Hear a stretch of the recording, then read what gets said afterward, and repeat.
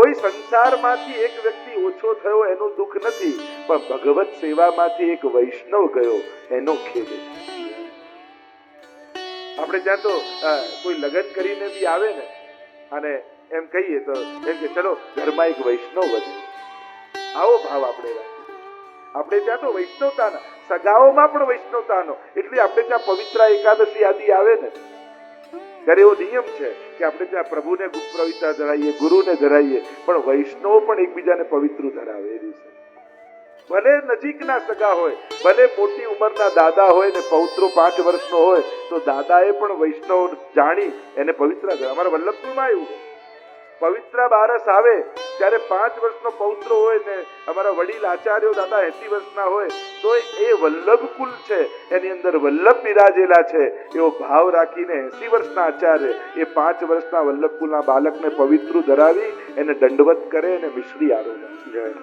આવી પરંપરા આપણા વલ્લભ કુલમાં છે. અને જેમ અમે વલ્લભ કુલનું ગૌરવ લઈએ છીએ, એમ તમારે પણ ગૌરવ રાખવું જોઈએ. અમે વૈષ્ણવ કુળના છીએ. તમારું વૈષ્ણવ કુળ કઈ નાનું છે? તમે વૈષ્ણવ કુળના સંતાન છે. એ વાતનું ગૌરવ તમારે પણ રાખવું જોઈએ. અમે વૈષ્ણવના સંતાન.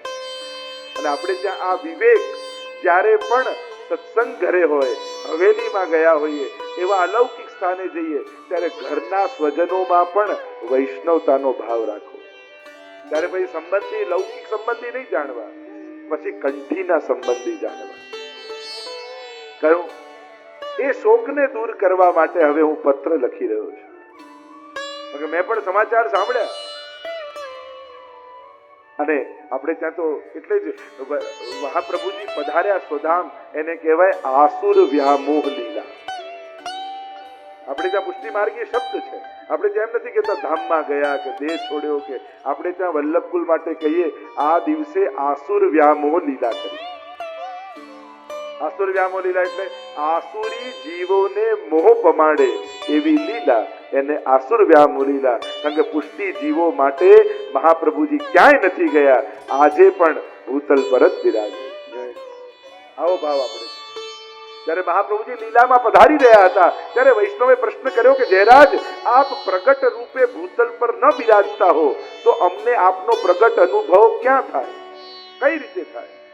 ત્યારે મહાપ્રભુજી આજ્ઞા કરી કે હું ભૂતલ ત્યાગ કરીને પણ આ 5 સ્વરૂપે સદાય પ્રગટ સ્વરૂપે ભૂતલ પર બિરાજીશ, અને આમાંથી કોઈ એકનો પણ જીવ આશ્રય કરશે તો એને પ્રગટ મારો અનુભવ થશે. અને આ 5 સ્થાનો બતાવતા મહાપ્રભુજીએ કહ્યું કે હું મારા ગ્રંથોમાં બિરાજું છું, મારી પાદુકાજીમાં બિરાજું છું, જપની માલાજીમાં બિરાજું છું, મારા બેઠકજીમાં હું બિરાજું છું. અને એમ ગણાવતા મહાપ્રભુજી કહ્યું મારા વંશમાં પણ હું બિરાજું છું. આ 5 સ્થાનો મહાપ્રભુજી બતાવ્યા કે ત્યાં પ્રગટ સ્વરૂપે આજે પણ મારો અનુભવ તમને. અને એટલા માટે આપણે ત્યાં ભગવાનદાસ આદિની વાર્તા આવે છે કે જ્યારે પ્રભુ આસુર વ્યામોહ લીલા કરીને પધાર્યા અને જ્યારે એક વૈષ્ણવ એમને મળવા આવ્યા, કહ્યું ભગવાનદાસ તમને તો વલ્લભમાં આટલી અનન્ય આસક્તિ છે, અને મહાપ્રભુજી જ્યારે લીલામાં પધારી રહ્યા હતા ત્યારે તમે દર્શન કરવા ના આવ્યા, તમે તો કાશીમાં જ રહો છો. ત્યારે હસવા લાગ્યા, અરે મહાપ્રભુજી ક્યાં પધાર્યા? અરે હું જોઈને આવ્યો છું, ભૂતલનો ત્યાગ કરીને મહાપ્રભુજી સ્વધામ પધારી ગયા. ત્યારે વૈષ્ણવ હસવા લાગ્યા, આવો મારી સાથે. પોતાની ઘરની અંદર લઈ ગયા.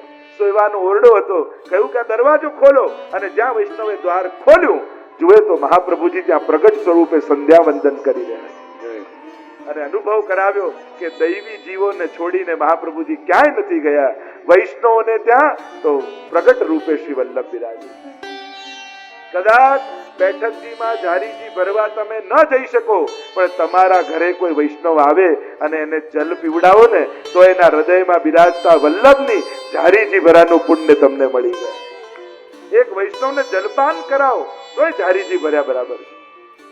અને એટલા માટે આ પ્રગટ સ્વરૂપ શ્રી વલ્લભના માનવામાં આવે છે. અને એટલા માટે આપણે ત્યાં શબ્દ છે આસુર વ્યામોહ લીલા. દૈવી જીવો માટે તો આજે બધી જ લીલાઓ પ્રગટ જ છે. આસુરી જીવોને મોહ છે કે આ પ્રગટ્યા અને આ ગયા. જીવ અને પ્રભુનો ભેદ સમજાવે. જો પ્રભુનું સામર્થ્ય જાણી જાઓ ને તો પોતાની અસમર્થતા આપમેળે ખબર પડી જાય. પ્રભુની વ્યાપકતા વિરાટતા સમજાઈ જાય ને તો પોતાની અલ્પતાનું જ્ઞાન આપમેળે થઈ જાય. એકવાર આકાશ સામે જુઓ તો ખબર પડે કેવો બ્રહ્માંડ છે, કેવા સૂર્ય ચંદ્ર અને કેવા તારાઓ, ને એમાં રાઈના દાણાથી નાની પૃથ્વી, અને એમાંય નાનો ભારત દેશ, અને એમાંય ગુજરાત, અને એમાંય દાહોદ જિલ્લો, અને એમાંય આપણી સોસાયટી, એમાંય આપણું ઘર, એમાંય આપણો રૂમ, એમાંય આપણો કબાટ, એમાંય મારું ખાનું. વિચાર તો કરો, ભગવાને આખી વિરાટ બ્રહ્માંડ આપ્યું ને આપણે કેવા ટુકડા કરી કરી નાના કરતા છીએ. અને એમાં એક ખુરશી પર બેઠો બેઠો હું આમ ના માનું ને હું આમ ના કરું. હવે તારા હું ની કિંમત કેટલી? જ્યાં આખા બ્રહ્માંડમાં પૃથ્વી સીધી આંખોથી ન દેખાતી હોય, એમાં ખુરશીમાં બેસેલો આ 5-6 ફૂટનો માણસ જયારે હુંકાર કરી અને જાણે દુનિયાને એ ચલાવતો હોય એવો અહંકાર કરે ને, ત્યારે ભગવાનને બહુ હસવું આવે. ભગવાનને બે વાતમાં બહુ હસવું આવે. એક, જયારે માણસ હુંકાર કરીને અહંકાર કરે ને કે હું આમ નહીં ચાલવા દઉં ને હું આમ નહીં, જયારે અહંકાર કરતો હોય ને ત્યારે ભગવાન ખડખડાટ હશે. અને બીજી વાતમાં ભગવાનને બહુ હસવું આવે કે જયારે માણસ એમ કે મેં મારા ફ્યુચરનું બધું પ્લાનિંગ કરી રાખ્યું છે, ત્યારે ભગવાન બહુ જોરથી હશે કે તારી એફડીઓ પાકશે ને એને પહેલા તો તું પાકી ગયો હોય. તું તારે પ્લાનિંગ કરી રાખ ભવિષ્યનું. મેં બધું ગોઠવી લીધું છે, મેં બધું તૈયાર કરી દીધું છે, મને હવે ભવિષ્યની ચિંતા નથી, મેં બધા પ્લાનિંગ કરી રાખ્યા છે. અરે કાલે શું થવાનું છે એ કોને ખબર? માણસ તો એટલો અસમર્થ છે કે પોતાનું બર્થ સર્ટિફિકેટ અને ડેથ સર્ટિફિકેટ આ બંને જાતે લેવા નથી જતું, બીજા લેવા જાય. અને એટલા માટે તો માણસ તો એટલો અસમર્થ છે કે એનું સામર્થ્ય આ અસમર્થતા, એવી અસમર્થતાનો વિચાર કરો તો ડગલે ને પગલે આપણે કેટલા અસમર્થ છીએ. વિચાર તો કરો. આપણી અસમર્થતા વારે ઘડીએ થતી થાય, પણ આપણે એને યાદ કરવા માંગતા નથી. તો બે વસ્તુ છે કે આ પ્રભુનું સામર્થ્ય યાદ કરો અને ભગવાનના થઈ જશો તો એ બધું જ સામર્થ્ય તમારી મદદમાં કામ લાગી જશે. જે ક્ષણે તમે ભગવાનને કહી દો ને કે હું કાંઈ નથી, હું તારો થયો છું, એટલે પ્રભુનું બળ તમારું બળ થઈ જાય. અને હું કરી લઈશ જ્યારે એમ કહો, પછી તમારી શક્તિ પૂરતું જ તમે કરી શકો. અને એટલા માટે ભગવાન આ બે વાતમાં બહુ હશે. ભવિષ્ય નું જયારે માણસ એમ વિચાર કરે કે મેં બધું જ વિચારી લીધું છે, બધું જ ગોઠવી લીધું છે અને એ પ્રમાણે જ થશે એવી કલ્પનામાં જીવે ને, એ પોતાની જાતને છેતરવા બરાબર. માણસે હંમેશા સરપ્રાઈઝ માટે તૈયાર જ રહેવું જોઈએ. અને આજકાલ તો બધાને બહુ ગમે ને સરપ્રાઈઝ પાર્ટીઓ, સરપ્રાઈઝ ગિફ્ટ, બધું સરપ્રાઈઝ બહુ ગમે. પ્રભુ કે હું જયારે આપીશ ને ત્યારે આખી જિંદગી યાદ રહેશે સરપ્રાઈઝ. એટલે બહુ સરપ્રાઈઝ નો શોખીન નથી. એટલે હરિરાય મહાપ્રભુજી શોક દૂર કરવા માટે ગોપેશ્વરજીને યાદ અપાવે છે કે તમે જેની સેવા કરો છો એ ઠાકોરજી કેવાય. એ ઠાકોરજીને કહેતા કહ્યું શ્રી કૃષ્ણ ભગવાન સર્વેશ્વરશ્ચ સર્વજ્ઞ કૃષ્ણ સકરુણ સદા. કે સર્વેશ્વર છે, સદા સર્વજ્ઞ છે અને અતિશય કરુણા વાળા. જ્યારે બહુ સામર્થ્ય વાળો વ્યક્તિ બહુ દયાળુ હોય ને ત્યારે સમાજને બહુ લાભ મળે. બહુ સમર્થ વ્યક્તિ બહુ કરુણાવાન હોય ને ત્યારે સમાજને બહુ લાભ મળે. કારણ કે ઘણાને કરુણા હોય પણ સામર્થ્ય ના હોય, અને ઘણાનું સામર્થ્ય હોય ને કરુણા ના હોય. દુનિયામાં દયા બધાને છે. ઘણી વાર છોકરાઓ મળવા આવે, યુવાનો જોડે ચર્ચા કરતા હોઈએ, વિદ્યાર્થીઓ જોડે, અને ત્યારે એ લોકો બહુ સારા વિચારો આપે. મને તો આમ સોશિયલ વર્ક કરવું છે, દયા કરવી છે, મદદ કરવી છે, આમ કામ કરવું, બહુ એમને સારા વિચારો હોય. ત્યારે મારે એમને કહેવું પડે કે જો તારે સારું કરવું હશે ને તો ભણી ગણીને સમર્થ બનવું પડશે. કારણ કે અસમર્થ વ્યક્તિ સારું નથી કરી શકતું. તું ભણ, મહેનત કર અને એવી જગ્યાએ પહોંચ કે તું દુનિયામાં ઘણું સારું કામ કરી શકે. અને 5 વર્ષ મહેનત કરીશ ને તો 50 વર્ષ સારા જશે, અને 5 વર્ષ રખડીશ તો 50 વર્ષ મહેનત કરતા રહેવું પડે. એટલે વિદ્યાર્થી છોકરાઓને કહી દઉં, નક્કી કરજો 5 વર્ષ મહેનત કરીને 50 વર્ષ સુધારવા છે કે પછી 5 વર્ષ અડધી ફરીને 50 વર્ષ મજૂરી કરવી છે. સહેલું શું છે તમે જ વિચારી લેજો. એટલે સહેલો સોદો એ છે કે 5 વર્ષ મહેનત કરશો તો 50 વર્ષ મજા કરશો. પણ ભણવાના સમયે ભણે નહીં અને પછી અપેક્ષાઓ રાખે, પછી તો સારું નહીં કરી શકે, ખરાબ તો શું. અને એટલા માટે સમર્થ બનવું જોઈએ સત્કર્મ કરવા માટે. તો પ્રભુ સર્વ સમર્થ છે અને પરમ કૃપાળુ છે. અને એટલા માટે તમે શોક ન કરો. આ ગૌજી પણ જ્યાં ગયા છે તો પ્રભુની લીલામાં ગયા છે. ત્યાં ઠાકોરજીની કૃપાથી એમને ઉત્તમ સેવાનું દાન મળશે. અને અહીંયા ભૂતલ પર પ્રભુ તમારા સર્વ શોકને દૂર કરી અને તમારી સેવા માટે પ્રતીક્ષા કરી રહ્યા છે. ઠાકોરજી એની સેવામાં જાઓ. આ પ્રભુનું સર્વ સામર્થ્ય. અને જીવ કેવો છે? અસમર્થો જ્ઞાન શૂન્યો જીવ ઇત્યેવ નિશ્ચય. જીવની કરુણા કેવી દશા? એક તો અસમર્થ, કંઈ કરવા સમર્થ નથી. જો આ માણસ જ આ દુનિયામાં એક એવો છે કે પોતાના કામ કરવા માટે બીજા માણસનો ઉપયોગ કરે, કામવાળા રાખે. ક્યારે વાંચું કે સિંહે 4 શિયાળોને કામમાં રાખ્યા. જયારે જંગલનો રાજા હોય, દુનિયાનો કોઈ પ્રાણી પોતાના કામ માટે બીજા કામવાળાનો ઉપયોગ નથી કરતો. પણ માણસ થોડોક સમર્થ થવા જાય એટલે એને બીજાનો આશ્રય કરવો જ પડે. તમે ગમે તેટલા સફળ થઈ જાઓ, પણ જેણે તમને મદદ કરી હોય સફળ થવામાં, અને મદદ એટલે કોઈ આવીને પૈસા આપી જાય કે હેલ્પ કરી જાય નહીં, તમારા ઘરમાં જ કોઈ રસોઈ બનાવનારો, કોઈ સફાઈ કરનારો, કોઈ ગાડી ચલાવનારો, આ બધા જ આપણા સફળતાના સહભાગી છે. આ બધા એમને આપણે ભૂલી જઈએ. આપણે સોશિયલ વર્ક કરવા જઈએ તો અજાણ્યા ઓળખતા ના હોઈએ ત્યાં મદદ કરવા જઈએ, પણ નજીક આજુબાજુ જે દુઃખી છે એને મદદ કરવા માટે ક્યારે ન જઈએ. એટલે મદદ જ કરવી છે તો નક્કી કરો કે મારા પરિવાર, મારા જીવનમાં જે લોકો સહાયક છે, કમથી કમ એ લોકોનું દુઃખ દૂર કરું તોય મારા જીવનની ધન્યતા છે. તમે આખી સ્કૂલ ન બાંધી શકો પણ એક ગરીબ બાળકને ભણાવી તો શકો. તમે આખી હોસ્પિટલ ન બાંધી શકો પણ એક બીમારનો ઈલાજ તો કરાવી શકો ને. નાનું પણ નાનું નથી, એ શરૂઆત જ છે મોટા કામ. ભગવત કૃપાથી આપણે ઘણા વિદ્યાર્થીઓને મદદ કરીએ, પ્રયાસ કરીએ કે જ્યાં થઈ શકે કોશિશ કરવી કે આપણે ભૂખ્યાને જમાડીએ તો પાછું ભૂખ લાગવાની જ છે, પણ કોઈને ભણાવશો ને તો આખો પરિવાર સુખી થશે. નક્કી કરો બધા જ કે જીવનમાં કોઈ એક વિદ્યાર્થીને હું ભણવામાં મદદ કરીશ. બધા જ નક્કી કરી આપણા સામર્થ્ય પ્રમાણે કોઈ એકને ભણાવો તો આખો પરિવાર સુખી થાય. એટલે પ્રયાસ કરો. અહીંયા જીવનો સ્વભાવ બતાવ્યો. જીવ કેવો છે? અસમર્થ છે અને જ્ઞાન શૂન્ય છે. જ્ઞાન શૂન્યતા કોને કહેવાય? જેને પોતાનું ભલું શેમાં છે એ ખબર ન હોય એ બધા જ્ઞાન શૂન્ય છે. તો વિચાર કરો, આપણે જ બધા આપણું હિત શેમાં છે એ આપણે જાણીએ છીએ? ક્યાં જાણીએ છીએ પણ કરી શકીએ છીએ? તો ધર્મ અને અધર્મ કોને ખબર નથી? કોણ જાણતું? નાનકડા બાળકને પણ ઉભો કરીને પૂછો ને શું કરાય ને શું ન કરાય, બધાને ખબર છે. તકલીફ છે શું કરવું જોઈએ એ કરવા તૈયાર છીએ, અને શું ન કરવું જોઈએ એ છોડવાનું સાહસ આપણી અંદર છે ખરું? તમને જો પ્રશ્ન કરું તો તમે બધા સાચા જવાબ આપો. ચલો હા નામાં જવાબ. બધાએ ચોરી કરવી જોઈએ, હા કે ના? ચોરી કરવી જોઈએ, દયા રાખવી જોઈએ, હા કે ના?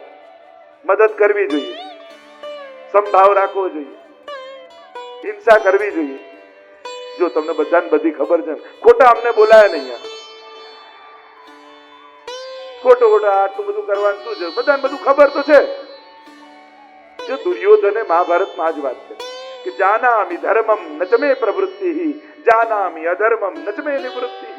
ધર્મ શું છે હું જાણું છું પણ હું કરી શકતો નથી. અધર્મ શું છે મને ખબર છે છતાં એને હું છોડી શકતો નથી. તો દુર્યોધન મર્યો ક્યાં છે? આપણા બધાની અંદર જીવી જ રહ્યો છે. આ બધા વ્યક્તિઓના નામ નથી, આ બધા વૃત્તિઓના નામ છે જે આજે પણ આપણી અંદર મહાભારતો રચે છે. આ વૃત્તિ જીવી જ રહી છે. અને એટલા માટે ધર્મ અધર્મ બધા જાણે છે, હું તો ખાલી તમને સાહસ આપવા માટે આવ્યો કે જાણો છો એ કરી શકો, અને છોડવા જેવું છે એને છોડી શકો, એનું બળ ભગવાન તમને આપે. એ જ સત્સંગનું પરમ ફળ છે. બસ આ તાકાત તમારી અંદર જાગી જાય.